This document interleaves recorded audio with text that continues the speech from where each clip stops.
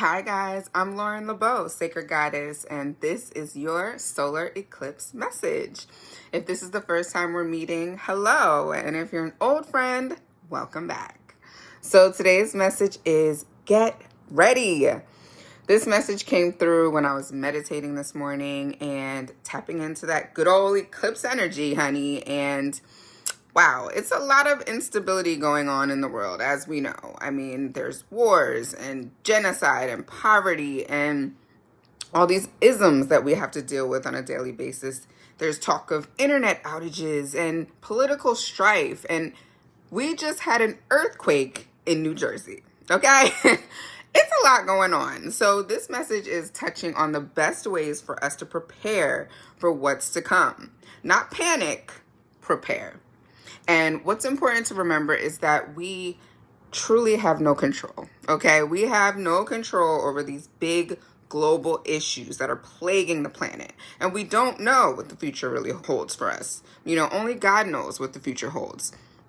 The only thing we have control over is ourselves, our bodies, our minds, and our spirits. So for me, those are the three key topics when we're talking about preparing for what's to come. It's about our mind, getting mentally prepared, protecting our mind, physical vitality, and getting in alignment with God. So I'm going to go into all three in this video. Stick with me, guys. So the first thing that I want to talk about in terms of getting prepared, getting ready, is increasing our physical vitality. So the easiest way to do this is just to start to add more high frequency foods into your diet. What does that look like? Fruits and vegetables, obviously. Live foods, plants, beans, seeds. Staying away from things that make you feel heavy. Staying away from alcohol. I think it's 4 months sober now. And I recently did a 3-day water fast, which was something I've never done before.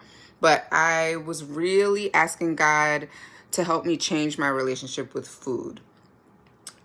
I've been on a healing and a health journey, but I still was feeling like I didn't quite have my diet under control. So it came in that I should try this water fast. So after the 3 days, let me tell you, I'll talk more about this in a different video, but after the 3 days, my palate was totally different. My cravings were not there.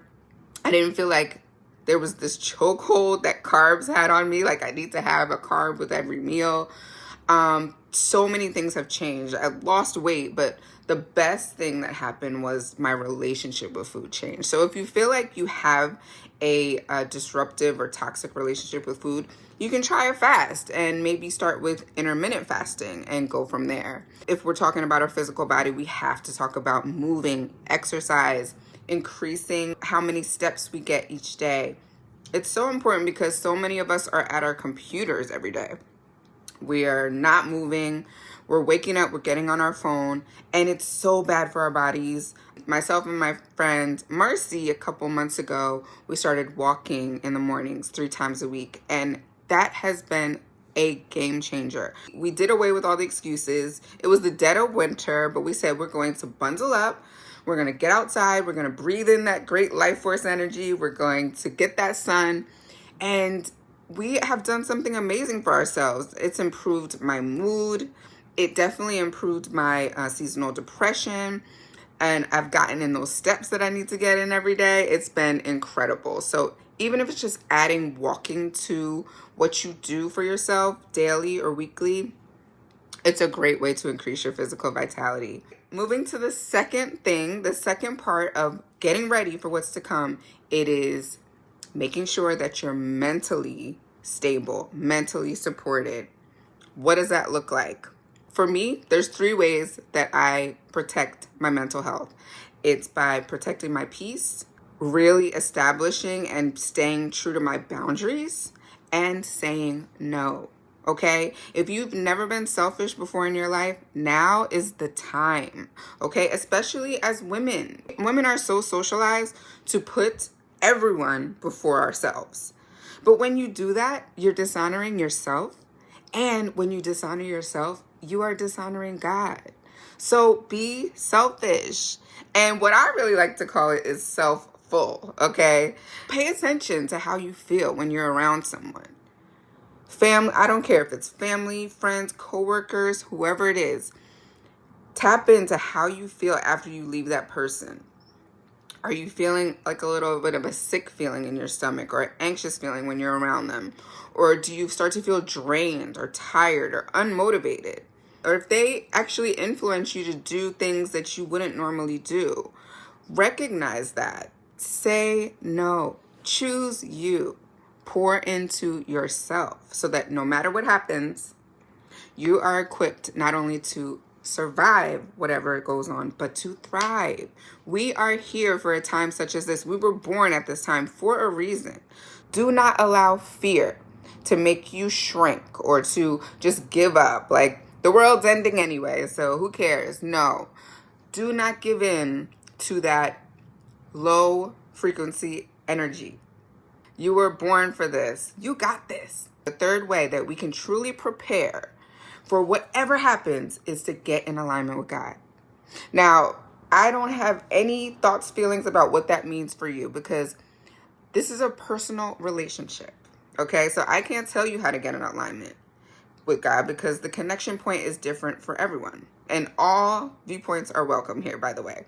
But what I do know is that God is within all of us. Within. And the way that I tap into God and the way that you can also tap into God is by recognizing that you have a higher self that is your direct access point to God. So when we give ourselves time to commune with ourselves and tap into our higher selves and actually listen in to the downloads, we can hear God's guidance. So you have to make space in your life for communion with God, for communion with your higher self. What does this mean? For some, that means going to church, taking that time out to go to church. For some, it's going out into nature and getting their feet in the ground and going and seeing what the plants and the animals are doing. For me, I like to put on high frequency music and get still and quiet and listen and meditate. And then I free write, and that's how the downloads come in. I also love listening to gospel music on Sundays. I love listening to sermons. You can also set up an altar and tend to it. Put pictures of your ancestors there. Put water and flowers. And every week or every day, you can go sit in front of that altar and get closer to Spirit. All these things are designed to get us closer to Spirit and the Holy Spirit that is in you. Why is this important? This will build your faith. And that's truly what we need at a time such as this. We need to know that there is a powerful entity bigger than us that is protecting us and keeping us strong and resilient, and that everything that's happening to us is happening for our highest good. So let me know in the comments, how are you preparing for what's to come? Thanks for watching, and I'll see you next time. Bye.